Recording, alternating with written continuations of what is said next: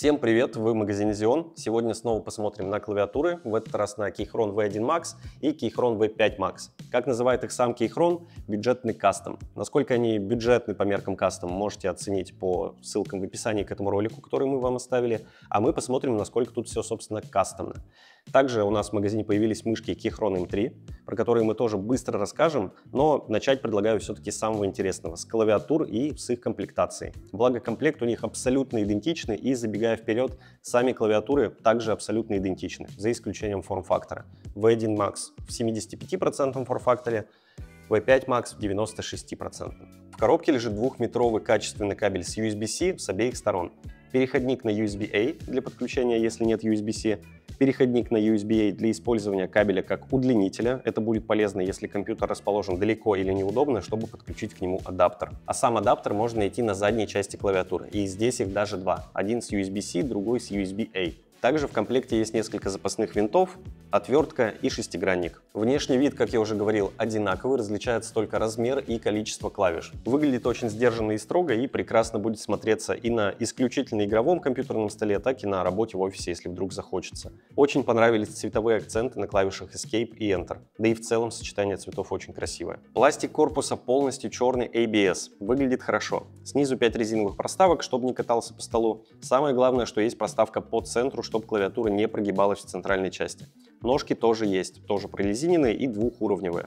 Снизу видны золотистые шестигранные винты для разборки клавиатуры. Разбирается, кстати, очень просто. За счет 8 винтов ничего не люфтит и держится крепко, а за счет того, что нет никаких защелок, после выкручивания винтов корпус легко снимается. Кейкапы из PBT пластика, OSA профиль с даблшот нанесением символов. Сделано качественно. Символы отлично читаются, кириллица нанесена гравировкой, поэтому выглядит не так контрастно, но само нанесение выполнено аккуратно и качественно. В правой верхней части есть энкодер с металлическим кнопом для управления громкостью. Ход очень четкий и сопровождается приятными щелчками. Тактильно к нему тоже никаких вопросов. Если есть желание, можно переназначить его через софт. Сзади два слайдера. Один переключает режимы подключения между Bluetooth, кабелем и 2,4 Гц. Второй же меняет режим работы Windows или macOS. И тут давайте вспомним, что у клавиатуры есть адаптер для подключения с Type-C разъемом. То есть подключить клавиатуру к смартфону, к планшету, к ноутбуку, у которых есть только Type-C, теперь может не только по Bluetooth, но и через 2,4 Гц. Но, наверное, самая сильная сторона клавиатуры — это механические линейные свечи Gateron Jupiter Red.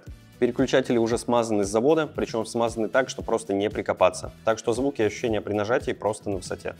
Диффузор для лучшего рассеивания подсветки на свечах есть, благодаря этому подсветка мягкая и яркая, даже с учетом черного корпуса и плейта. Стабилизаторы screw-in, то есть вкручены в плату, так что ничего не шатается и в состоянии из коробки все уже неплохо. Сам плейт пластиковый, и на gasket mount клавиатурах, которыми они являются, это хорошее и правильное решение. Между платой и плейтом есть слой шумоизоляции из пенного материала, как и под платой. Тут тот же материал. Поэтому клава довольно тихая и звучит приятно.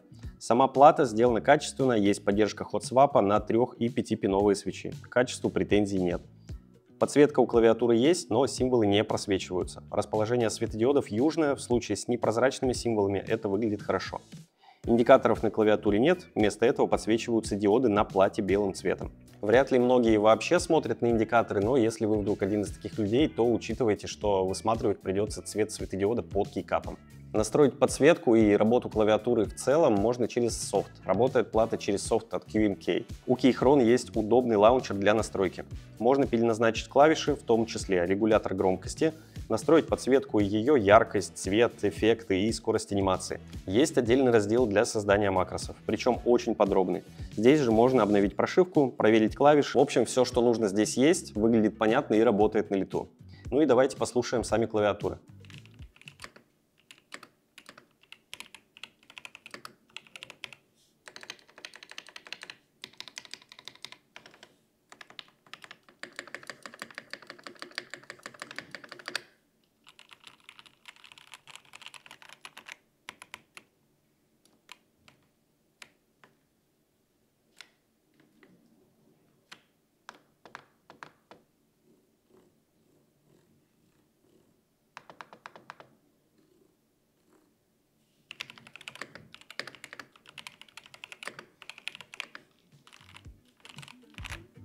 А вот с мышками все просто и сложно одновременно. С одной стороны, все мышки уже плюс-минус одинаковые, с другой стороны, все упирается в размер ладони и в хват. Конкретно про Keychron M3 могу сказать, что мышь довольно крупная. И если все остальные мыши казались вам слишком маленькими, то, возможно, вам стоит присмотреться к ней. По внешнему виду сложно выделить какие-то отличающие черты, разве что линию подсветки. В остальном мышь выглядит очень строго. Если выключить подсветку, то можно подумать, что это вообще обычная офисная беспроводная мышка. Есть черная и белая версия. Корпус из ABS пластика, по бокам пластик текстурирован для большей цепкости. При своих довольно крупных размерах весит мышка всего 79 грамм. Есть две боковые клавиши, а кнопка сверху переключает не DPI, а режимы подсветки. DPI же переключается кнопкой на нижней части корпуса. Всего 6 заданных значений. Настроить значения точно под себя можно через софт в диапазоне от 100 до 26 тысяч DPI. Также на нижней части по центру есть переключатель режимов подключения. Работает она по Bluetooth 2.4 и кабелю. В комплекте дополнительных ножек нет, только кабель в оплетке с USB-C на USB-C. Два адаптера по 2,4 Гц, один с USB-A, второй с USB-C. И опять же два переходника, как и в клавиатуре, с USB-A и с USB-C.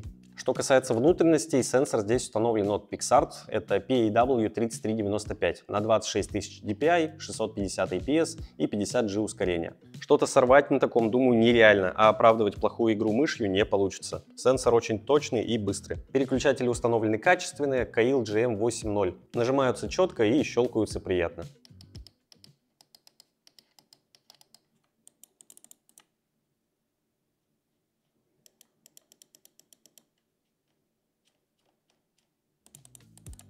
В общем, все, что нужно здесь есть, так еще и подойдет для больших рук. Ссылку на нее мы оставим в описании к этому ролику, так же, как и ссылки на данные клавиатуры. Надеюсь, вы сделали выводы относительно мыши, относительно клавиатур. От себя могу сказать, что клавиатуры вполне себе располагают к моддингу, но и из коробки все уже сделано качественно и выглядит красиво. На этом мы с вами прощаемся и ждем вас в следующих видео.